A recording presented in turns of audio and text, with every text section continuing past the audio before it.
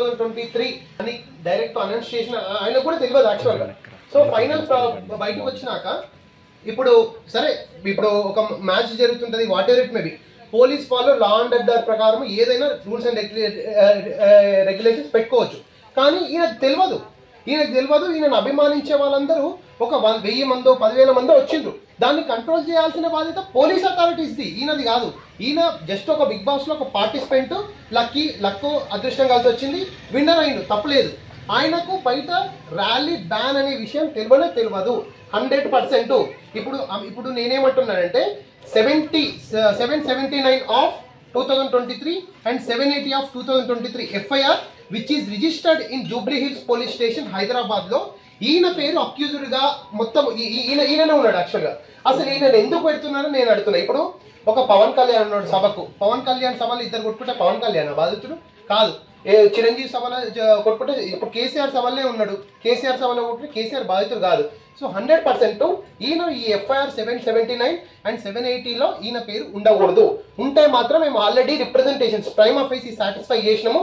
TSMDC RTC okay chairman managing director Sajjanar IPS గారికి పొద్దుగానే representation ఇచ్చినామమ్మా. Okay, మీరు ఏదైతే బస్సులు ధ్వంసం అయినారో వాళ్ళ పేరు మీద దీంట్లో పల్లవి ప్రశాంత్ సంబంధం లేదు. నిజంగా మీరు CCTV హైదరాబాద్లో లక్షలు కాదు కోట్లు CCTVలు ఉన్నాయి, దాంట్లో వెరిఫై చేసుకోండి. ఎవరు కాలద్దారు పగిలినాయి, ఎవరు బస్సులు పగిలినాయి, వాళ్ళను నువ్వు చెల్లపల్లి కాదు తీహార్ జైలు పెట్టుకో, మాకు సంబంధం లేదు. ఇప్పుడు కష్టపడి వచ్చిండు వాళ్ళ మీద మాత్రం క్రిమినల్ కేసులు పెట్టి వాళ్ళ భవిష్యత్తును డ్యామేజ్ చేయాలంటే అస్సలు ఊరుకోము. ఇప్పుడు బిగ్ బాస్ అంటే చూస్తూనే ఉన్నాం. మన ఇంతకు ముందు దాదాపు చాలా మంది విన్ అయిండు. ఎవరో ఒక్కరు మన నార్త్ ఇండియా వాళ్ళు, అంటే ఇప్పుడు నార్త్ ఇండియా వాళ్ళు వచ్చిన వాళ్ళకే విన్ కావాలి, వాళ్ళకే ఒక ఫేమ్ రావాలని కాదు. ఈ పల్లవి ప్రశాంత్ అనే పర్సన్ ఆర్ బరెలక్ అనే పర్సన్ కూడా 2 విధాల్లో, పల్లవి ప్రశాంత్ సినిమా ఇండస్ట్రీలో, బరెలక్క ఎలక్షన్స్ లో, ఈ ఇద్దరు బడుగు బలహీన వర్గాలు కూడా మా ఈ అంటే ప్రజాస్వామ్యమైన ఎలక్షన్స్ అండ్ సినిమా ఇండస్ట్రీస్ లో మేము కూడా తక్కువ కాము, మేము కూడా అంటే మాకు కూడా ఏం అదేంటిది అపోహలు లేవు, మేము కూడా ముందుకు వస్తామనే ఉద్దేశంతో ధైర్యం చేసి ఈ పిల్లలు ముందుకు వచ్చిండ్రు. బరెలక కానీ 26 ఏళ్ళ బరెలక కానీ పల్లవి ప్రశాంత్ కానీ ముందుకు వచ్చిండ్రు. వాళ్ళని మన సభ్య సమాజం యాక్సెప్ట్ చేయాల్సిన అవసరం ఉంది, ఎంకరేజ్ చేయాల్సిన అవసరం ఇంకా ఎంతో ఉంది. ఈ మీడియా ఎంకరేజ్ కూడా చేయాలి. కేసెస్ ఏంటంటే నేను పొద్దుగాల నుంచి జూబ్లీ స్టేషన్ హౌస్ ఆఫీసర్కి మాట్లాడుతూనే ఉన్నా. ప్రతి ఒక్క FIR యాక్చువల్గా నువ్వు తెలంగాణలో ఏ పోలీస్ స్టేషన్ అని చూడండి, FIR కంపల్సరీ 24 గంటల లోపల ఆన్లైన్ అప్డేట్ అవుతుంది. కానీ జూబ్లీ హిల్స్లో 779 and 780 స్టిల్ ఇంకా అప్డేట్ కాలే, ఇంకా ఏం రాసిందని తెలియదు. బట్ పల్లవి ప్రశాంత్ మీద కేసు అయితే ఈ 2 రిజిస్టర్ల ర్యాలీ వద్దని చెప్పినా సరే ర్యాలీ చేశారు కదా, ర్యాలీ వద్దని. అవును కరెక్ట్ అండి, ర్యాలీ వద్దని నీకు తెలుసు నాకు తెలుసు, ఆయనకేం తెలుసు పల్లవి ప్రశాంత్ కి, ప్రశాంత్ అనే వ్యక్తికి ర్యాలీ వద్దని తెలియదు లోపల. ఆయన నిజంగా ర్యాలీ వద్దు అంటే ఆయనకు ఒక ఫోన్ ఇస్తే అభిమానులారా మీరేం రాకండి, నా సంసారం నేను చేసుకుంటాను, ఆయన పక్కకి వెళ్ళిపోయేటోడు. వేరే వాళ్ళు వస్తే ఆయనకేం సంబంధము?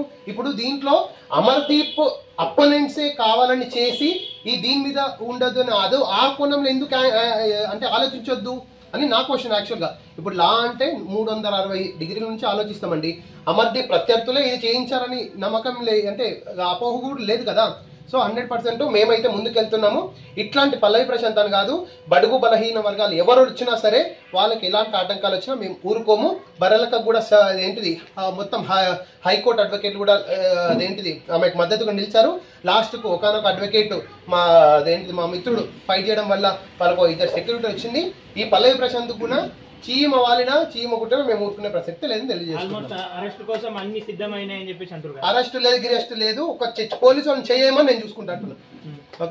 అంటే ప్రముఖ ఛానల్లో కూడా వస్తుంది వార్తలు, త్వరలో పోలీస్ చెయ్యి కాదు, పోలీస్ ఆయన దగ్గరకు వచ్చి మాట్లాడుకుని నేను చూసుకుంటాను. ఓకేనా, we are there, our office Indira Park. మేము ఆయనకు జూబ్లీ హిల్స్ కూతవేట్ దూరంలో ప్రశాంత్ ప్రొటెక్షన్ అవసరం లేదు, ప్రశాంత్ చెయ్యబడదు అంటున్నా. నువ్వు ప్రశాంత్కి ఎవరైతే నేనున్నా, అర్థమవుతుందా?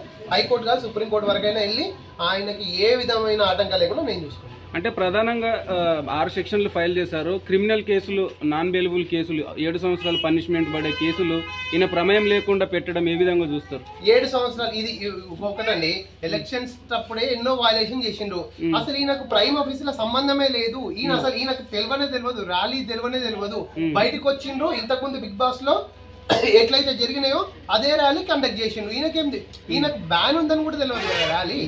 ఈయన బ్యాన్ ఉందని తెలిస్తే ఈయన తప్పు చేసినట్టు ఓకే, ఈయన తప్పే. అసలు ఈయనకు ఏం జరుగుతుందో అవుతుందో తెలియదు. బిగ్ బాస్ అనే ప్రైజ్ ఇచ్చిండు, తీసుకొని వచ్చిండు, 10 మందికి చూపించుకున్నాడు. దానిలో ఈయన తప్పేమో. అదే సార్, ఈయన ప్రమేయం లేకుండా క్రిమినల్ నాన్ బెయిలబుల్ కేసులు పెట్టడం ఎంతవరకు కరెక్ట్? లేదండి, నాన్ బెయిలబుల్ కేసులు పెడితే మాత్రం హైకోర్టులో 482, 486 ప్రకారం క్వాష్ పిటిషన్ వేసుకొని మరి నేను క్యాన్సిల్ చేపిస్తాను. Okay sir, thank you sir.